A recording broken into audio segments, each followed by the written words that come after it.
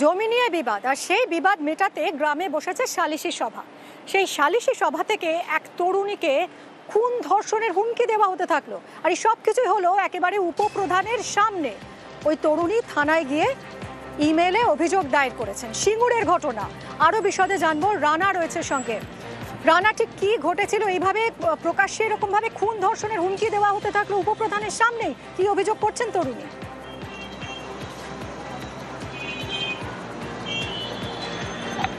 একদমই তাই মিমি, দেখো গত পরশু দিনকে এই তরুণীর দেশাপাড়া বাড়ি, যার নাম হচ্ছে আশাসন, তার হচ্ছে বিষয় সম্পত্তি বিক্রি নিয়ে একটা বিবাদ হচ্ছিল, শরিকি বিবাদ। সেই নিয়ে পঞ্চায়েত অফিসে সে সুরাহার জন্য গিয়েছিল। পঞ্চায়েত থেকেই তাকে ডেকে পাঠানো হয়েছিল যে এই যে বিষয়টা নিয়ে তাকে তার মীমাংসা করে দেওয়া হবে। কিন্তু তরুণীর অভিযোগ, যে আশাসনের অভিযোগ, যে যখন পঞ্চায়েতে ওই সভা চলছিল, তখন তার সে নাকি মোবাইল ছবি তুলছিল। এই প্রশাসন এই মোবাইলে ছবি তোলাকে নিয়ে কেন্দ্র করে গন্ডগোলের সূত্রপাত। পঞ্চায়েতের যে উপপ্রধান ছিল তার সামনে তাকে হেনস্থা করে, যে পঞ্চায়েতে অন্য যারা সমস্ত ব্যক্তিরা ছিল, বিশেষ করে একজন তৃতীয় ব্যক্তির নাম উঠে আসছে, নাম তিনি বলতে পারেননি তরুণী, কিন্তু সে নাকি অভিযোগ করেছে যে তার যে মোবাইলে যে ছবি তুলেছিল সেই মোবাইল তার হাত থেকে কেড়ে নিয়ে ডিলিট করে দেওয়া হয়েছিল।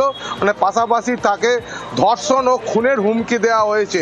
ফলে এই তরুণী ভয়ে কিন্তু বাড়ি থেকে তিনি এখন বেরোতে পারছেন না বর্তমানে। তাই জন্য তিনি থানাতে মেল করে তিনি কমপ্লেন জানিয়েছেন। ইতিমধ্যে সিঙ্গুর থানার পুলিশ বিষয়টা নিয়ে তদন্ত শুরু করেছে। কি অভিযোগ আমরা শুনবো। পার্টিশন শুটের কারণে আমাকে সভাপতি আসে আমার বাড়িতে, এসে আমাকে আমন্ত্রণ জানায়।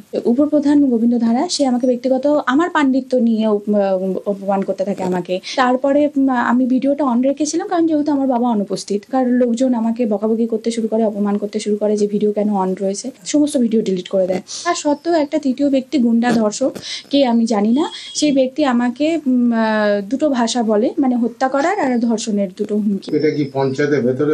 একদম উপপ্রধানের সামনে হয়েছে। আপনারা চাইলে সিসিটিভি ফুটেজ চেক করে নিতে পারেন। এভাবে হত্যার হুমকি দিয়েছে, আমি মেনে নিলাম, কিন্তু ধর্ষণের হুমকি কেন?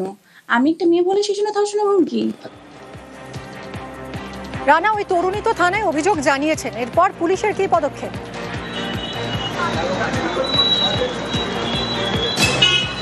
পুলিশ ইতিমধ্যে কিন্তু সিঙ্গুর থানা পুলিশ তার সঙ্গে যোগাযোগ করেছে ওভার টেলিফোনে, যে বিষয়টা খতিয়ে দেখছে। কিন্তু প্রশ্ন যেটা হচ্ছে মিমি, যে একটা পঞ্চায়েত সরকারি দপ্তরে সে তার সুরাহা চাইতে যখন এসেছিল একটা মীমাংসা বৈঠক করতে, কিন্তু সেখানে তাকে যেভাবে হেনস্থা করা হয়েছে, বিশেষ করে একটা মহিলাকে, সেখানেই কিন্তু সেটা নিয়ে প্রশ্নচিহ্ন যে সরকারি দপ্তরে তাহলে মহিলাদের নিরাপত্তা কথা। তবে এই বিষয়টা নিয়ে কিন্তু পঞ্চায়েতের যিনি উপপ্রধান আছেন, এই প্রশ্ন তো উঠছেই। অনেক ধন্যবাদ রানা। পঞ্চায়েতের পক্ষ থেকে কি বলা হচ্ছে শুনুন। বিষয়টা হচ্ছে, গতকাল দেশাপাড়া ফয়সাল্লাহ এমনি একটা ডেকেছিল যে এখানে ভাইয়ে ভাইয়ে ওদের একটা মীমাংসা করার জন্য। এখানে একটা আলোচনা চলছে, ও সেইটা ভিডিও রেকর্ড করছে। সেই ভিডিও রেকর্ডটাকে বারণ করার এতে এই বিষয়ে না, ও যেটা বলছে টোটাল মিথ্যা কথা বলছে। এইরকম পঞ্চায়েতে হয়? পঞ্চায়েতে কেউ কাকু হুমকি বা ধর্ষণ, এখানে আমাদের সিসি ক্যামেরা লাগানো আছে। হুমকি দেওয়া হয়েছে? না, হুমকি কিছু না। ওকে বলা হয়েছে তুমি এটা ভিডিও করছো কেন, এটাকে বন্ধ করো। দেগঙ্গায় আবার কি হয়েছে দেখুন। সেখানে স্কুলের অফিস রুমে বসে খোদ প্রধান শিক্ষককে একেবারে আঙুল উঁচিয়ে ধমকাচ্ছেন কে? একজন শিক্ষক, তিনি আবার একটি রাজনৈতিক দলের নেতাও। তার সেই হম্বি তম্বির যে ভিডিও, তা ভাইরাল হয়েছে। দেখুন আগে ভিডিওটা। আমি যদি ডিস্টার্ব করি কন্টিনিউ, আপনাকে আমার হেডমাস্টার ম্যানুয়াল অনুযায়ী আপনাকে ছুটি দিতে হবে, ছুটি দিতে হবে। তো দেবো? হ্যাঁ, আপনি যদি আমার ম্যানুয়ালটাকে দেবো। এইসব ছোটখাটো ব্যাপারে আপনি করছেন। আপনি বাইক নিয়ে বেরিয়ে যাচ্ছেন আমার অ্যাবসেন্সে বা আমার প্রেজেন্সে, স্যার আপনার একটা দায় আমার কাছে থেকে যায়, আপনাকে এটা বুঝতে হবে। আপনি ঝগড়া করবেন না, আপনি ঝগড়া করবেন না, আঙুল তুলে কথা বলবেন না, আঙুল তুলে কথা বলবেন না, আঙুল তুলে কথা বলবেন না। কে আপনি এখানে?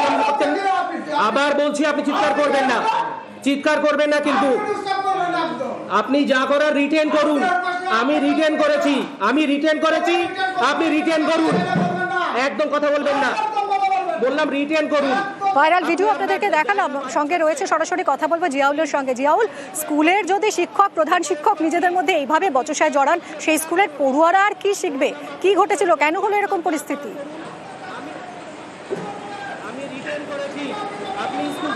একদম, দেখো, অভিযোগ পাল্টা অভিযোগ তো থাকতেই পারে। অর্থাৎ একদিকে সহকারী শিক্ষক প্রধান শিক্ষককে বলছেন আমার সঙ্গে আপনি টক্কর নেবেন না, টক্কর নিলে আপনার কিন্তু ক্ষতি হবে। আমি একজন প্রতিষ্ঠিত রাজনৈতিক ব্যক্তি, ফলে আমি আপনার অনেক কিছু করতে পারি, এই ধরনের হুমকি দিচ্ছেন এবং আপনি বেশি বাড়াবাড়ি করলে আপনাকে কিন্তু ছুটিতে পাঠিয়ে দেওয়া হবে। কে বলছেন?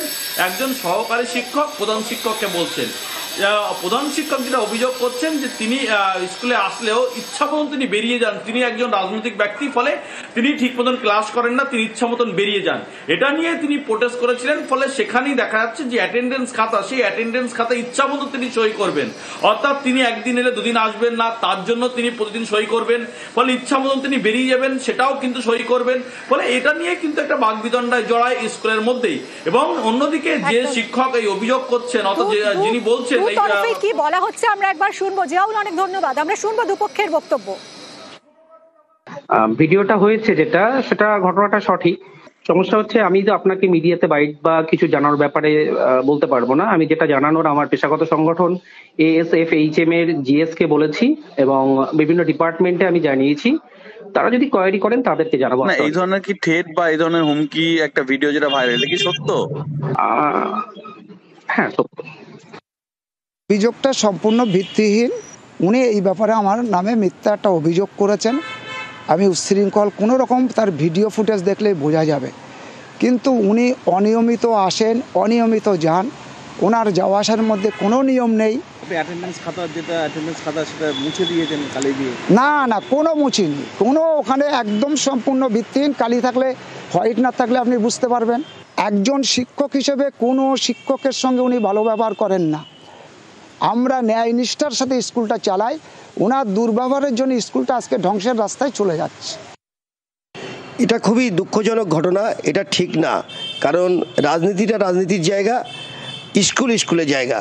যে শিক্ষার যে নিয়ম, সেই নিয়মে তাকে 11টা 4:30 ডিউটি করতে হবে। সেখানে যদি তার কোনো মিটিং থাকে বা কোনো রাজনৈতিক লোক হোক, সেটা 4:30 পরে সে করবে, সেটা তার ব্যক্তিগত ব্যাপার। এটা মানে একদম ঠিক না, এটা গহিত কাজ এবং শিক্ষার মান এতে আরও কমে যাবে এবং অন্য মাস্টারমশাইরাও সুযোগ পেয়ে যাবে। তো আমরা আগামী দিনে আমরা ওই মাদ্রাসা নিয়ে বসবো। ওই মাস্টারমশাই যেটা টেবিল চাপড়ে করছে, ওটা